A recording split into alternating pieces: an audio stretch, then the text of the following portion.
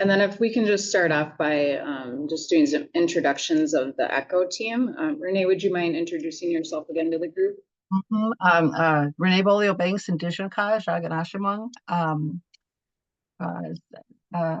Renee Bolio-Banks. I'm from Leech Lake Nation. I'm Eagle Tribe, and I've been at NACC for about almost 6 years now. I'm the elder in residence, and I'm really grateful for being here today. Honored to be with you all.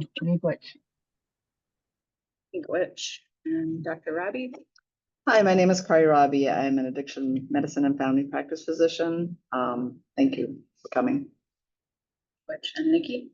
I'm Nikki Jardina. I'm a public health nurse, and I'm the syndemic nursing supervisor at NACC. And I'm Lindsay King-Cooney. I'm the harm reduction coordinator and also facilitate this ECHO program. Been here about 2.5 years. Also a band member of Boys Fort up in Lake, Minnesota. So we'll just get some housekeeping things done. I'm going to share my screen.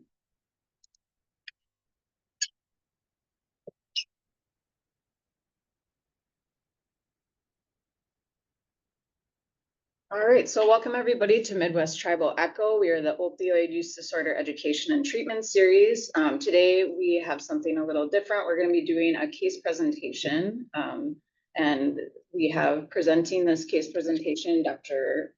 Rabie. We have Dave Glanzer, who is a nurse who works for MHI, the Mobile Health Initiative at the University of Minnesota.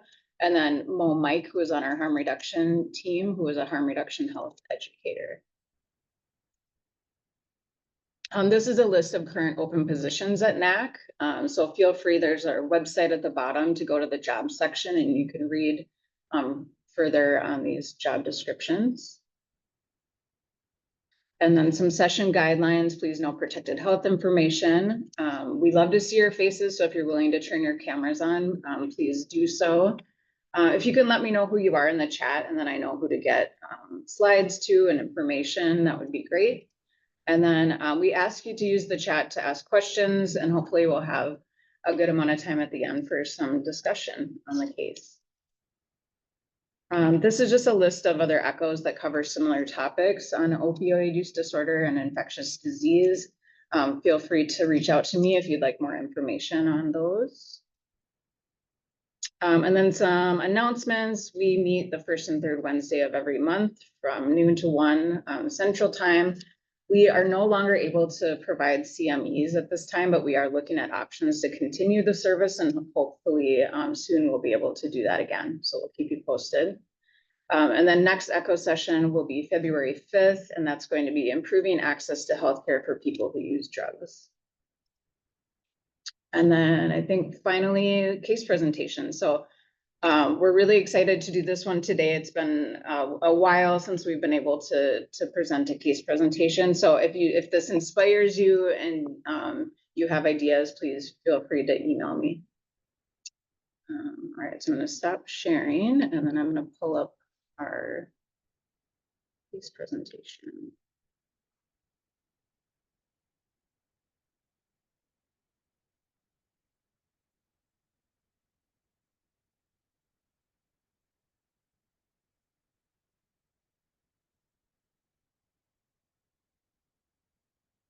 All right, can everybody see that? Looks great. Okay.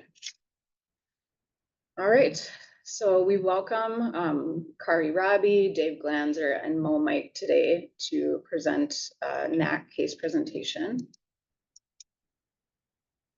A little bit before we get started, so we are the Native American Community Clinic.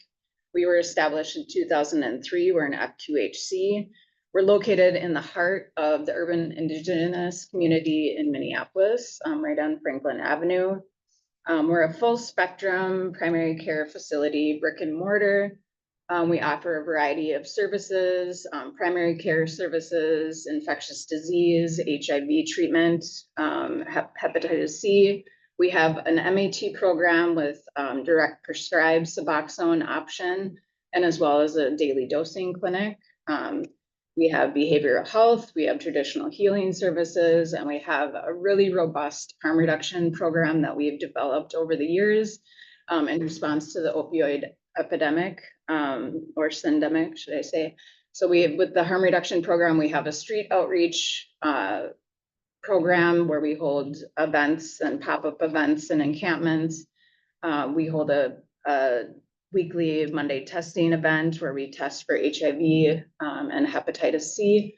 We have harm reduction health educators, who is the title of Mo, who will be presenting.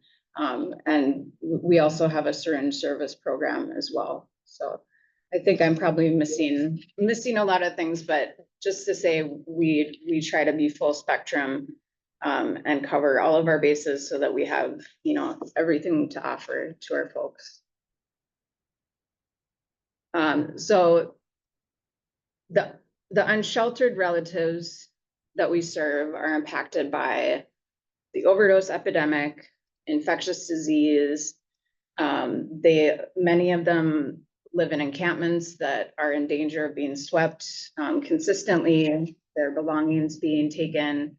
They experience gun and other violence, and also stigma, which including stigma surrounding substance use disorder, and other things related to that. So with all of those social determinants of health, these are all barriers to healthcare access and engagement. So we'll get started on the case. I just wanted to point out, this is a picture of our Monday testing event that we do. So we hold this outside of our garage at the clinic. We have lots of resources. We have clothing there. People can come and get harm reduction supplies while they're waiting to get tested for HIV and hepatitis C. So, and can get linked into the clinic. Yeah, and for linkage to care into the clinic if they so choose. And then this is also a big part of the case. So I'm gonna hand it over to Dr. Rabie to get started. So yeah, so once again, I'm Kari Rabie. The case presentation that we're gonna do today is especially meaningful to me because the patient that we're gonna talk about is actually one of the original patients that sort of was a part of leading NACC onto our path of harm reduction, and from more of a narrow Grinchy focus to a broader kind of inclusive and meeting patients where they're at focus. So I started working at NACC in 2011, and as with a lot of clinics that at the time, we had a subset of our patients who came in here and there requesting pain medications, maybe with wounds or things like that, and this the subset of patients that I'm talking about a lot of times also had substance use issues and could create a fair amount of chaos as they pass through the clinic. And at the time, I labeled those patients as drug seeking or addicts, and kind of like one of, I would say, the goals was to quickly move them through the clinic to sort of like minimize sort of the impact that they might have on our flow and everything else. At the same time, like in the care that we were providing, like especially in pediatric care, I noticed that we had a number of children who were in foster care, and a lot of those children will be being taken care of relatives, a lot of times elders, things like that. And so there was these two things going on at the same time, sort of not really connecting them.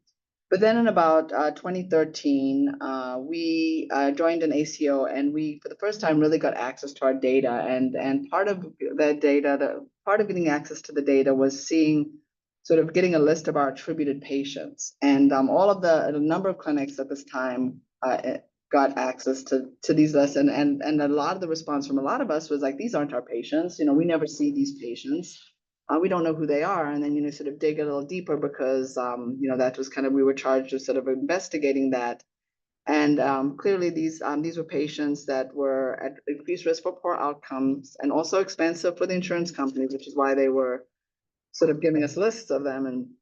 And it really, and as we sort of combed through the list of the patients and sort of like investigated, what we realized was that these a lot of these patients were who we were seeing intermittently, who were drug seeking, and they were now we're seeing that there were also frequent flyers, as they say in the emergency room, and those that we weren't seeing at all a lot of times were IV heroin users, and they had high rates of chemical dependency and also poor health outcomes, and they were experiencing health disparities, historical trauma, and a lot of the things that Lindsay mentioned earlier, a lot of barriers to access to care. And so we sort of got this more sort of forest versus tree view of the people that we weren't reaching, and recognized at that time that we didn't have a plan at all for meeting the needs of these patients, and you know, sort of reaching into my training, my medical school. I really didn't have a treatment plan. Like I didn't, you know, like the strategy was basically to say, you know, you should really stop using heroin and come back when you're ready. You know, that was kind of the extent of the plan. And I think that the other thing that's important to recognize about this is that when I think in the health system, what I've noticed is that when you have people coming to you and you don't have a way to help them, a lot of times you can kind of sort of like to become hardened to what their needs are and sort of start to blame them for what it is what is actually like a lack of competence in your own or resources from yourself. So as we looked at these people that we were marginalizing and others, we did come to recognize that these patients were our communities, they were our family, and they were our patients. So as they say, the Grinch's small heart grew 3 sizes that day.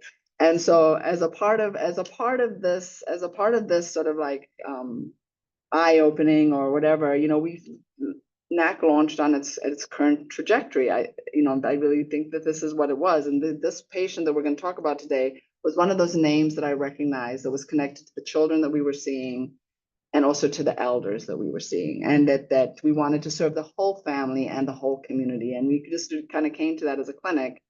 And so in about 2014, we started the SBIRT services. And for those who don't know, SBIRT is like, so when you sort of like really sort of routinely screen people for mental health and chemical dependency, and then you start to offer them services. So we got a staff member through a grant to do that. And then a couple of years later, we started to develop our MAT program, so offering Suboxone for people who used opiates.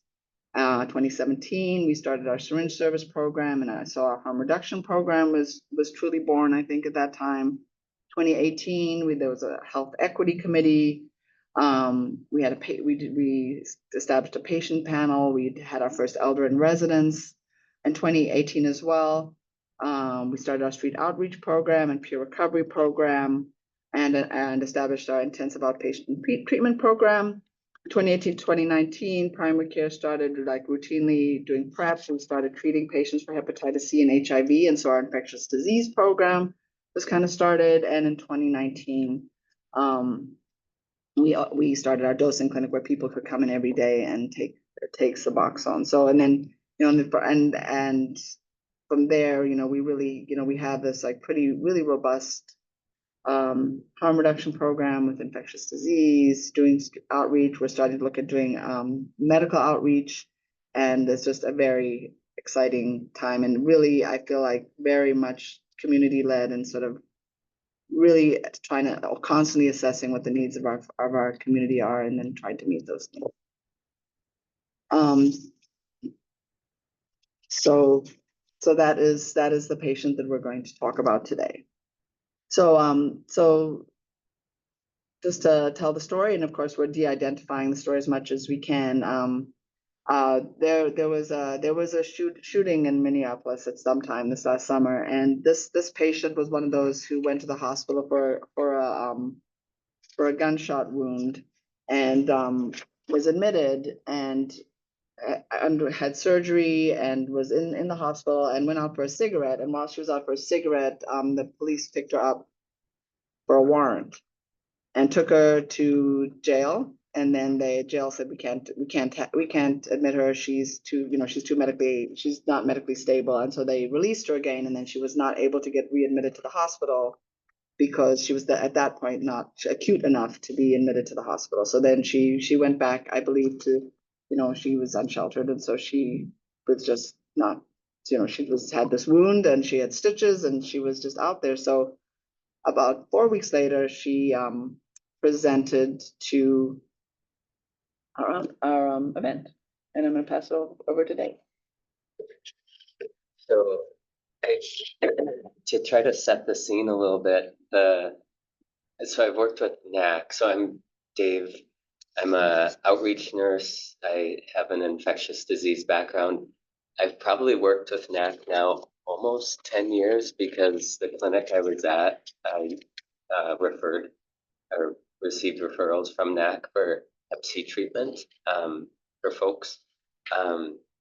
And so I can say, because I've known them so long, that they're a clinic, I think, that has listened to community needs, and the list of things that Dr. Rabie listed as far as like adding on MAT, adding on hepatitis and HIV care and this harm reduction work and outreach into the community. These are all things that I think the voice of the community or the actions of the community request in a way, and then they are sort of like manifested here for supports in NACC, which I think is pretty lovely. And I think I've frequented over the last 5-6 years doing outreach.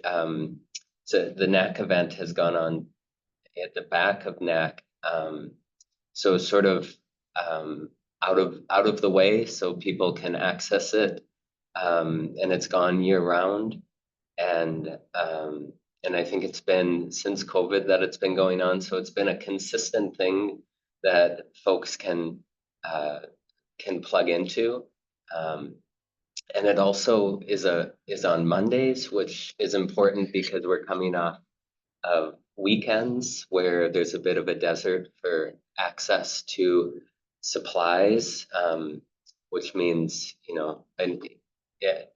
on top of isolation, sometimes just lack of resources puts people at quite a bit of risk. I think that initial list with the relatives that are served, the event has, I think, a variety of resources that answers needs around overdose and infectious disease and the sweeps and the violence and the stigma. Folks can come here. It's an outdoor space with sometimes a fire or, always chairs, food, other organizations coming there. I'm a community engagement nurse, outreach nurse with Mobile Health Initiative, and I do foot care and wound care. So people can use this as like sort of a check-in spot. So as they're getting harm reduction supplies and getting nutrition, they can sort of like still be outside of brick and mortar spaces, but still get connected to resources and then decide, have autonomy to choose sort of to what extent they're going to engage. It is what I think. I go to Greater Minnesota. I go to a lot of spaces. I think it is the only event that is like with a medical backbone, is a harm reduction, like distributing all the supplies you can think of, and holistic in the food and the other services that are there.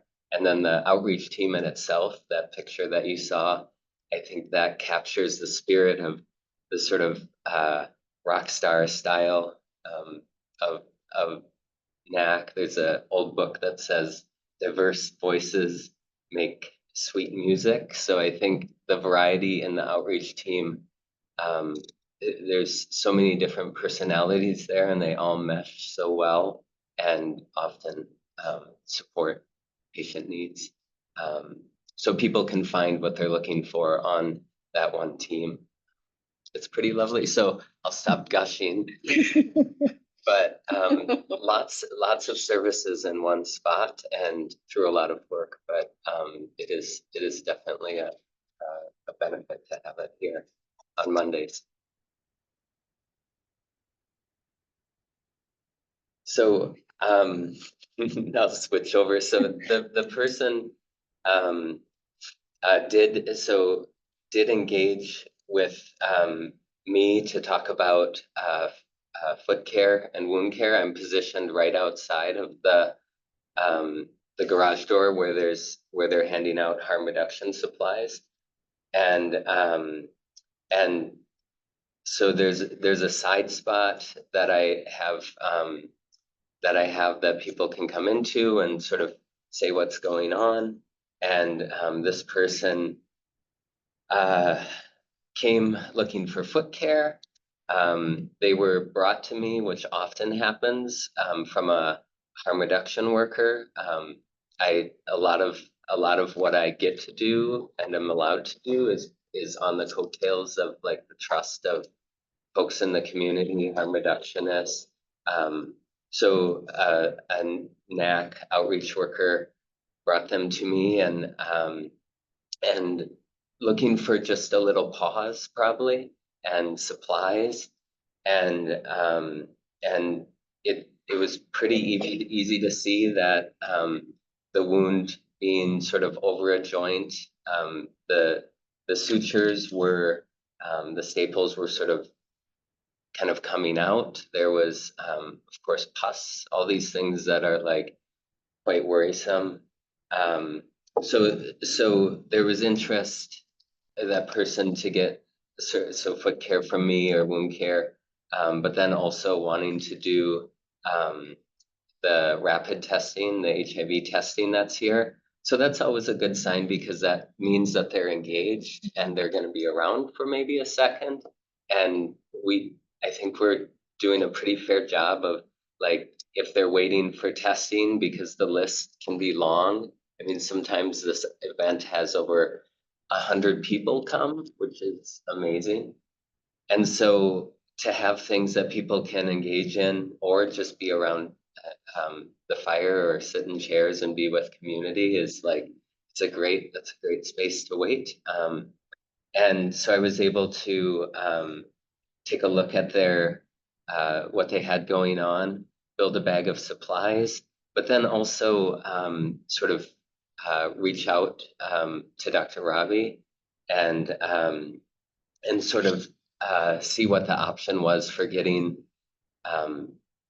this person connected. I mean, that ideally, we're always saying, like, here are resources, like as much as you want, but of course always at the same time saying you deserve more, and to make it easy for folks to connect in. And then when you see pus over joints, that sort of thing, you really hope that you can make it easy to connect. So through texting with Dr. Rabie, we're able to sort of like check in, and then the person eventually, after they went in to get their to start with the HIV point of care testing, and I continued talking with Dr. Rabie on text, and was able to, while the person was testing, dress the wound, because there's always a possibility that folks will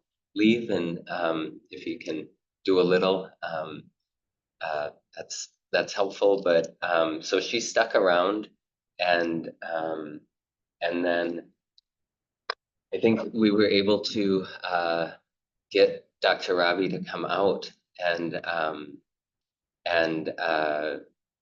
after the person had tested, Dr. Rabie was able to come out and meet with the person in person, which I think is unique. And a lot of times that face to face, like we're really willing and want to see you.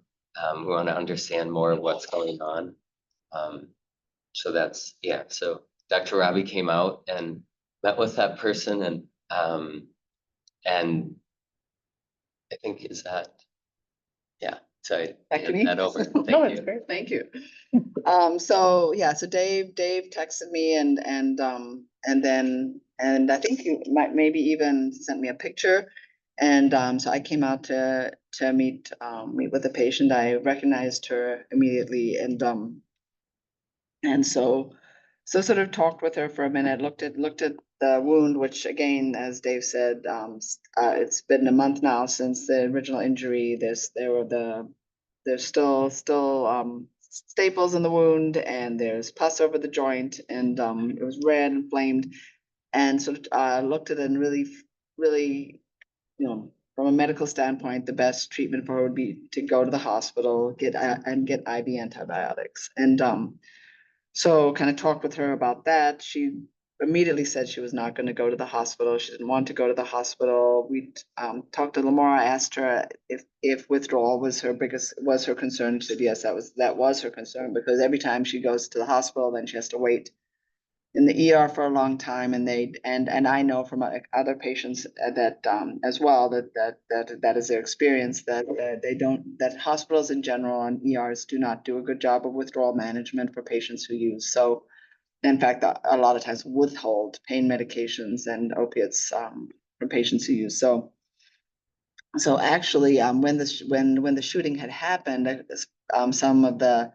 been a couple of the doctors who'd reached out to us and sort of said if there's anything we can do to help, because they're so concerned for the community, they really wanted to help if we had any patients who needed anything. So I reached out to them. They happened to work in the ER, and I also reached out to another of my contacts who's in addiction medicine, and sort of started texting back and forth with them, and the ER doctors seem to think that yes, they feel that they could expedite an admission to the ER from the ER, and like not sort of help her out. And then I was also texting with the addiction medicine, because I was hoping that maybe we could get on the front end of sort of helping with withdrawal and sort of managing that, so she was not so uncomfortable. And so after texting, I sort of felt I felt that we were going to be able to help her, and so I talked to her and said, I think that we can get you in. Would you be willing to go? Still was reluctant, and then I'm reluctant, but sort of thinking about it. And then when we told her that we could potentially have Mo, who she knew, would go with her, then she says much more comfortable, and so that was the plan. So we didn't really, we met with her. I would think we did a visit, we did vitals, but we didn't do any labs or anything like and we didn't do antibiotics because she was going to the emergency room. I mean, this is a moment of some tension for me, because it's that tension of knowing, like this has happened many times. You know what the best care is, and then there's a potential that that's not going to happen, and you sort of go back and forth between the two options, and you really want what's best for the patient. So I chose that, but there's a lot of tension around that decision-making process. I just want to acknowledge that. And so then she went with Mo, who was kind enough to take her. And I think at this point it was like 2:30ish. Like this is like 2:30 in the afternoon. So Mo, if you could pick up from there. Oh, can you unmute, please? Thanks, Dr. Ravi. Sorry for y'all that my voice isn't as great as it can be. So my name is Mo Mike. I'm a harm reduction health educator with the harm reduction team at NACC. And so I brought the van around and waited for her while she did her little bit of stuff that she had to finish doing, gather up her stuff.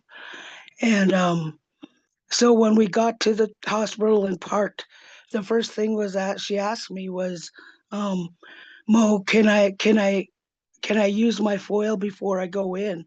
And I'm like, of course, like I want you to be comfortable. I want you to be able to sit through that.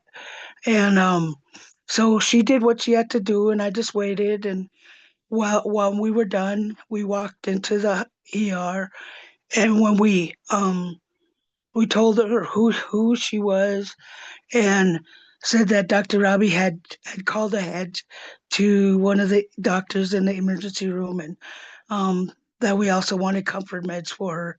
Neither of those things happened. We sat in the waiting room, and while we were sitting there, you know, like she's getting anxious, and she went to the bathroom, and she was also using in there. Um, uh, Twice in the time that we were there, and but the second time she was took longer um than the first time, and so they were knocking on the door and interrupting her, and like just um being very forceful to me, it seemed, because there was three different times that another person complained, like a person, and then the security guard came. So then she didn't feel comfortable to stay there anymore. So I was in contact with Dr. Rabie that whole time, texting her what was going on, like how things were going. And she only had been called in to do her vitals, to um and then sent back to sit. And then so she finally made the decision that we leave. So I let Dr. Rabie know. So Dr. Rabie asked which pharmacy she could go to. So she had one that she wanted to go to, but when we got there, they said, "Oh no, you need your card with you." They wouldn't let her take her meds, and she didn't have no money to pay for the meds, and I didn't either, and she was very upset. So she asked me to drop her off back in on Franklin, and so I did that. Um, and I was really, you know, concerned for her, but at the same time, I knew that she would be she would be okay. So, anyways, the next following week, she came to the event again, and so while she was at the event, Dr. Rabie had the meds moved to Muskegee Pharmacy. And while she was at the event, I went and got picked him up, and she also had a visit in the hospital for to see Dr. Rabie again. And I went and picked him up, the antibiotics. And when I went and delivered them to her, she was so happy. She gave me a hug, and she was like, "Thank you, Mo, thank you," and just had a great smile on her face. And then she went with the provider to finish um, being seen. And green is you, Dr. Ravi. So you know, so she came back. She came back to see us. It's actually, I think actually went like a couple weeks before we saw her again, and so reassessed her wound, which actually at that point had no antibiotics on board, and actually looked a little better, but I consulted with, and she now had the antibiotics that Mo had picked up with her, but I consulted with orthopedics, and orthopedics agreed that still the best course of action would be IV antibiotics. But did sort of like endorse my plan of the shot, and then giving her a shot of ceftriaxone, and then allowing her to take the oral antibiotics. Um, and then I think we had a lot of conversation about trying to get her into their clinic, you know, and they're like, the doctor was very nice and obviously really wanted this patient to be successful in their treatment, and sort of said, you know, we don't really do walk-ins, but I'll make sure some of the people at the front desk know who she is, that she gets some walk-in. So we had that information. So we talked to the patient about this, and sort of gave them those resources. Also did the testing that we didn't do the last time because we thought she was going to go to the hospital. So we did basically all of our routine testing, including STI testing and all of that, and sort of took her sutures out, cleaned her wound, dressed her wound. And I think we made her a follow-up for the next week, just because we tend to do that. We do that sometimes because when we refer people outside, we're never 100% sure that connection is going to happen. So we make sure there's a loop back time so that there's no time. Plus, she was connected with the testing events, so that was really what was drawing her in when she came in. So we did the testing and then and so that was all sorted out. And then 2 days later, we got the results back, and her testing came back positive for syphilis, chlamydia, hepatitis C, and trichomonas. So we have a disease investigator, and so she was able to connect with the patient out in the community and let her know. And the patient showed up again at the next event, and she was able to come in for 3 separate shots. So So total, in total, the visits were 6, but it was or 5. But after that appointment, 3 additional appointments every week on time for her bicillin shots. We monitored the wound. It was getting better, still having a difficult time moving the joint, but very, very much healing. And she got supplies when she came in. We talked, got her treatment. We talked about Suboxone and other options. The patient knows that's available. Did not feel ready yet to do that, but knows that that's a possibility in the future. And so that was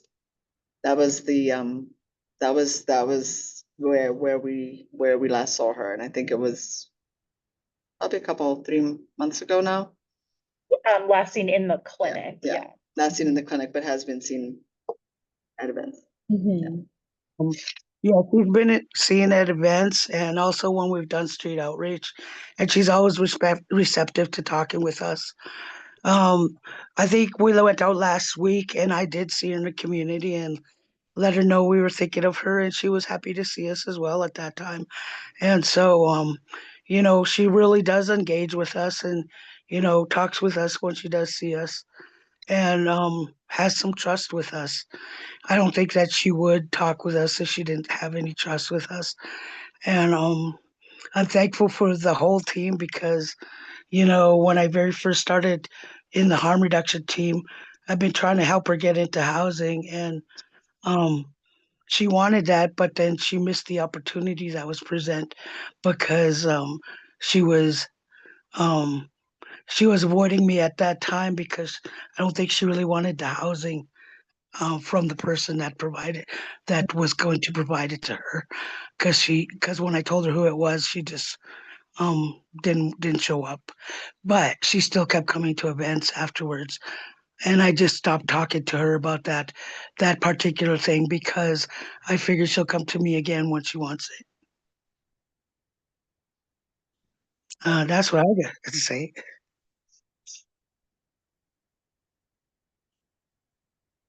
So I think we kind of covered these takeaways as you were going through the timeline, but I don't know if there's anything else that the 3 of you would want to chime in on with some of these takeaways here, but I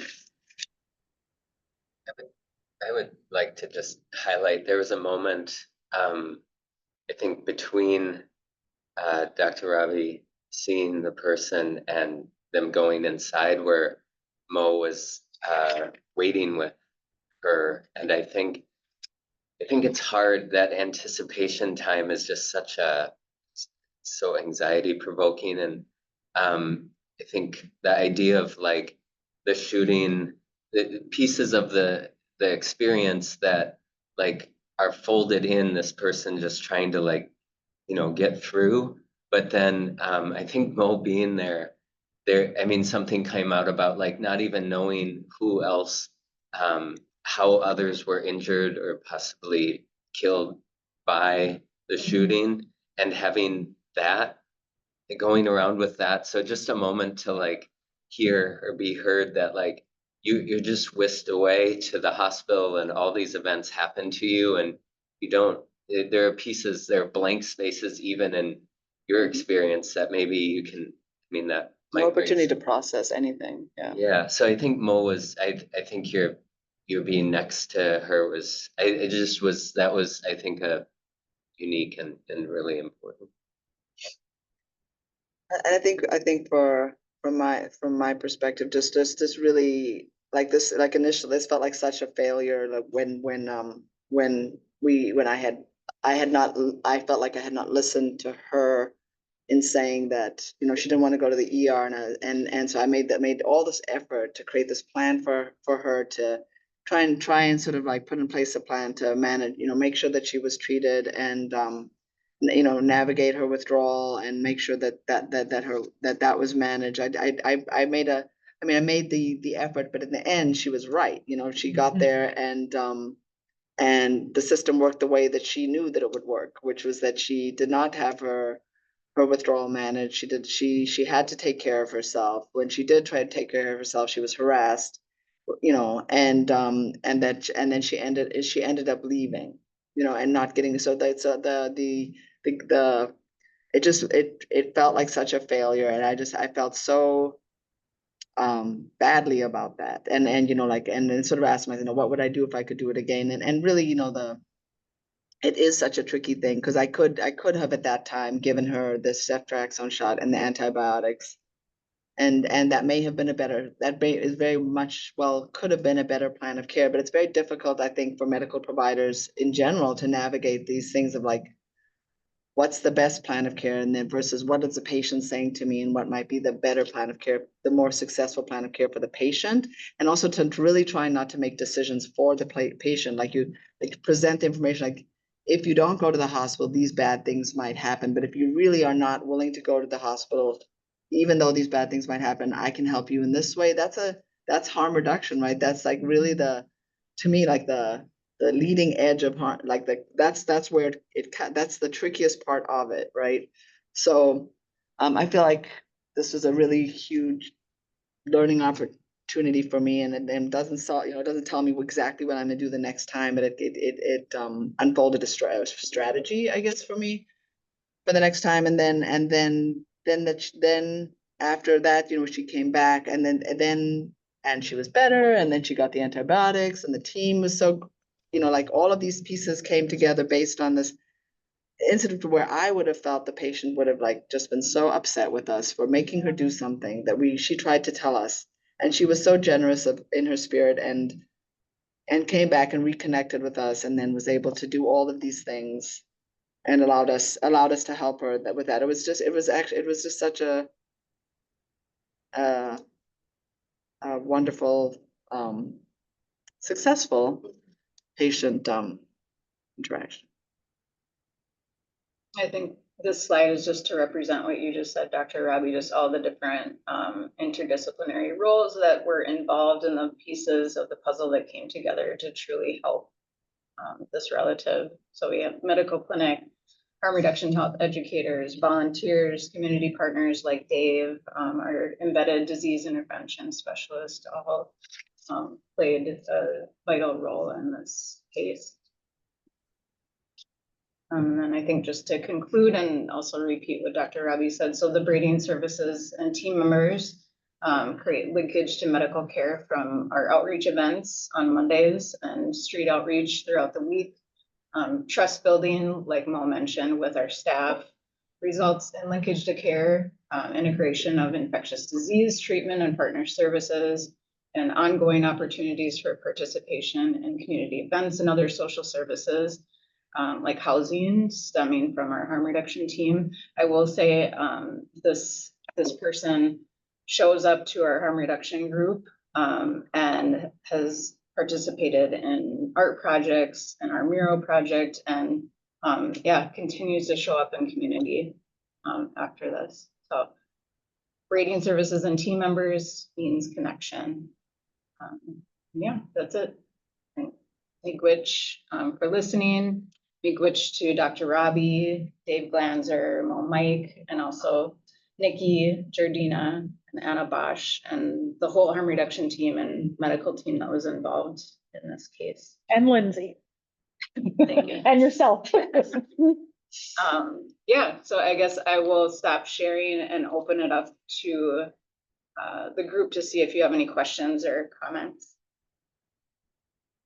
I would like, and also I think the other thing around this is the huge gap in the medical system for managing people's withdrawal. Like just like I've thought about it and thought about it. I understand why they don't. I understand like from a medical perspective why they make those choices, but it does seem like isn't the right choice. And I don't know if there needs to be a safer use within a hospital system, a safer use services or unit or something, but it is just such a consistent message we have, and we have definitely had patients die because they were unable to have their withdrawal managed.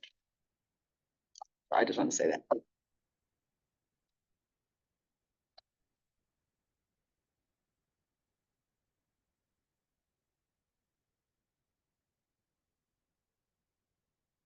And I would say also a contributing factor to, like you were saying before, burnout, to not have an option as a service provider. Yeah. I think that when medical systems are not able to give the patients the options they need, then people within those systems burn out, and it becomes a self-perpetuating sort of cycle. I think we see it in some of our partner organizations.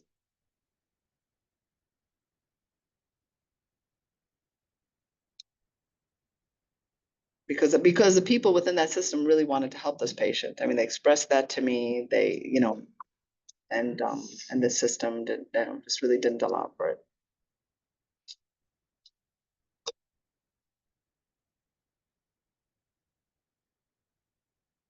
I will say there's a lot of love going on in the chat.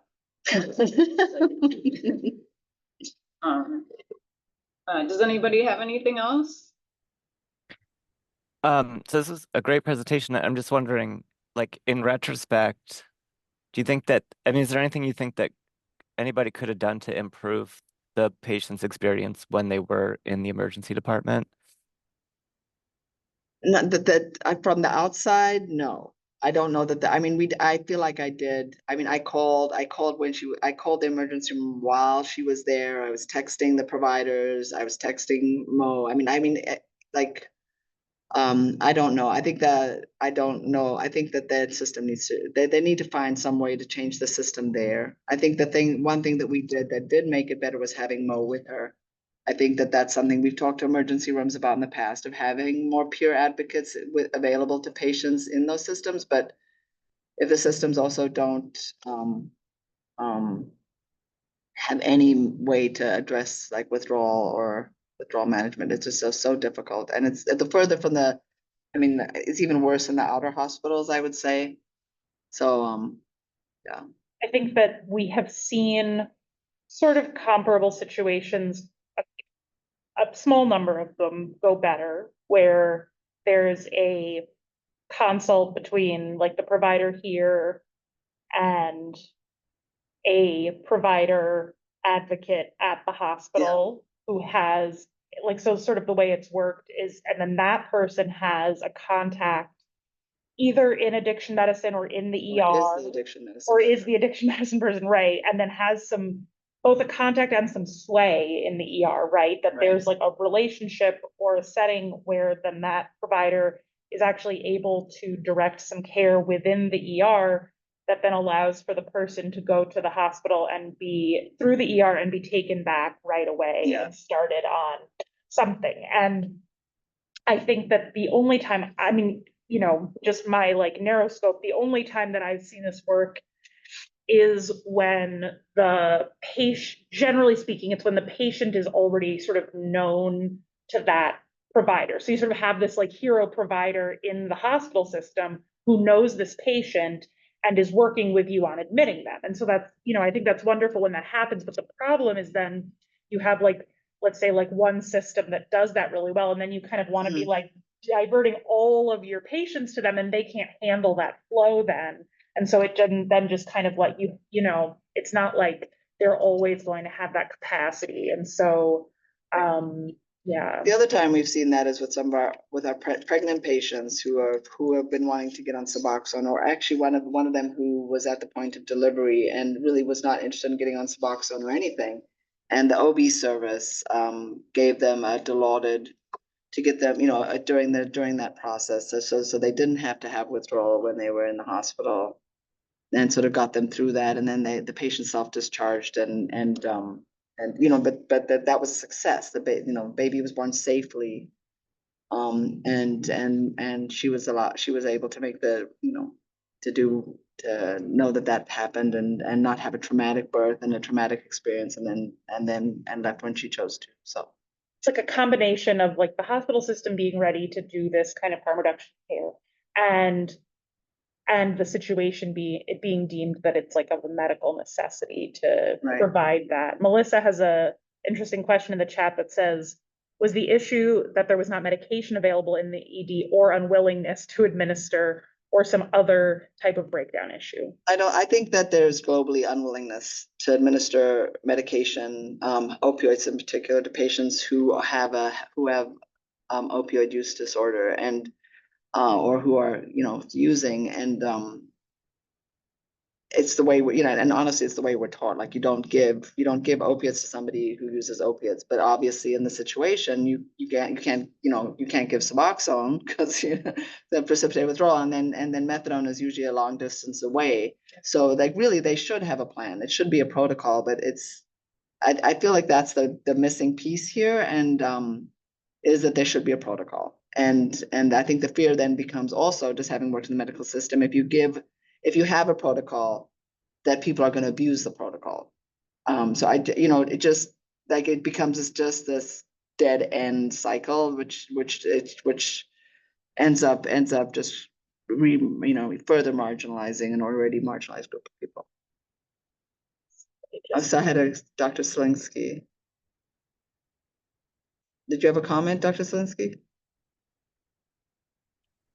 Oh yeah, I was just going to say, as a being on the other side of that, so I'm a hospitalist who works as with our harm reduction addiction medicine team, and I think I wanted to give applause for like reaching out to the addiction team and letting them know in the hospital we try to be a voice for people who are not going to be entering into a system that's well set up to care for them.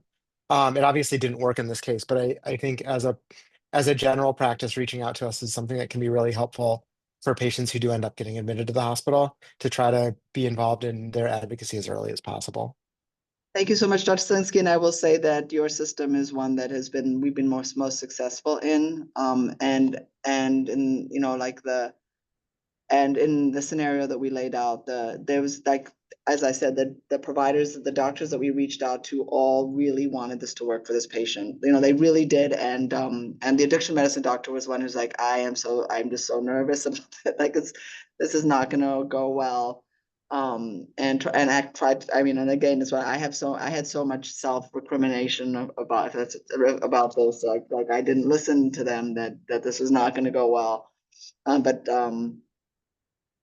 yes, and that doctor, tried to, was like trying to come up with other solutions, and was actively monitoring the situation, was watching the EMR, like really trying to help, but there just was not a system to get opiates to that patient in that setting, or get them any faster through triage. That was the getting them fast through triage, I think, was one of the barriers. But thank you for your comment, and we really appreciate the work that your team does. Thank you. I wonder, do we know when the patient was admitted the first time, what they were given, how their withdrawal was handled then? I think that I would have to review their record, but I think they were sedated, and so then it got, and then they were treated for pain, so they got through it like that. I think they went straight through the stay room, so they just went straight in. So there's one more comment in the chat from Alana. Not sure if you're aware, but at the Ramsey County Detox and Withdrawal Management may be a helpful resource. Well, thank you, Alana. Is that connected to a hospital system?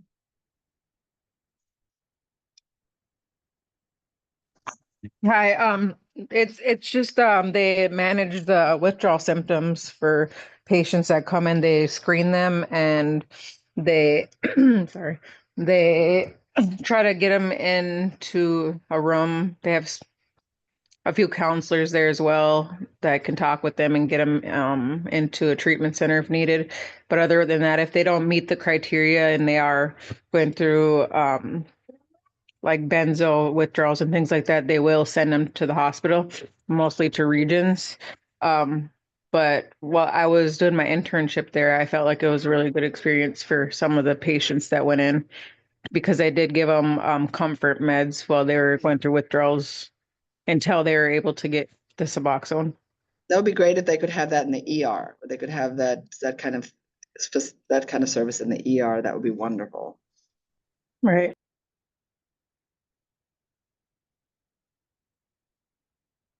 Well, thank you, everybody. I know we're at time. Thank you to our presenters. Thank you for listening.